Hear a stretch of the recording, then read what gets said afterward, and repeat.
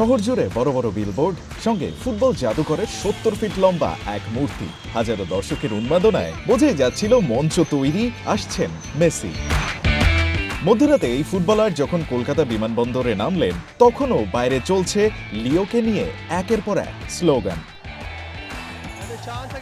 সকাল থেকেই সল্টলেক স্টেডিয়ামে এই আর্জেন্টাইন ফুটবল জাদুকরকে দেখতে আসা হাজার হাজার দর্শকের মুখে শিশির বিন্দুর মতো ফোটা ফোটা ঘামে যেন জমল মেসিকে এক নজর সামনাসামনি দেখবার অধীর অপেক্ষা।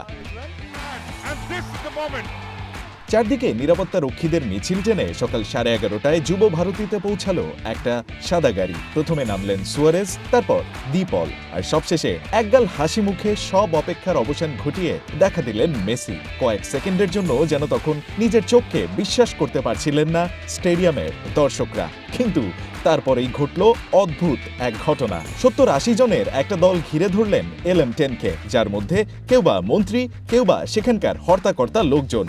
মোবাইল হাতে ছবি তুলতে গিয়ে মেসিকে হাঁটার জায়গাটুকুও দেননি কেউ কেউ। দেখে মনে হচ্ছিল দর্শকদের টাকায় ফুর্তিটা করতে যেন গিয়েছেন এ সকল নেতারাই। বাকি সময়টায় একবারের জন্য গ্যালারি থেকে সরাসরি দেখা মেলেনি মেসির। মোটা টাকায় টিকিট কেটেও এই আর্জেন্টাইন জাদুকরকে না দেখার হতাশা গ্রাস করে দর্শকদের। শুরু হয় বিশৃঙ্খলা। বাকি সময়টায় একবারের জন্য গ্যালারি থেকে সরাসরি দেখা মেলেনি মেসির, বরং তাদের চোখ রাখতে হচ্ছিল স্টেডিয়ামের জায়ান্ট স্ক্রিনে।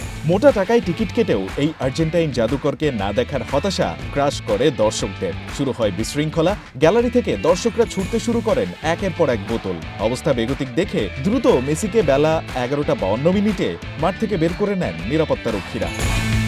পশ্চিমবঙ্গের মুখ্যমন্ত্রী মমতা ব্যানার্জি, সৌরভ গাঙ্গুলি আর শাহরুখ খান মাঠে পৌঁছবার আগেই কনভয়ে করে স্টেডিয়াম ছাড়েন LM10, অথচ তার থাকবার কথা ছিল দুপুর 2টা পর্যন্ত। মেসি চলে যাওয়ার পর শুরু হয় চূড়ান্ত বিশৃঙ্খলা। ক্ষুব্ধ দর্শক ঢুকে পড়েন স্টেডিয়ামে।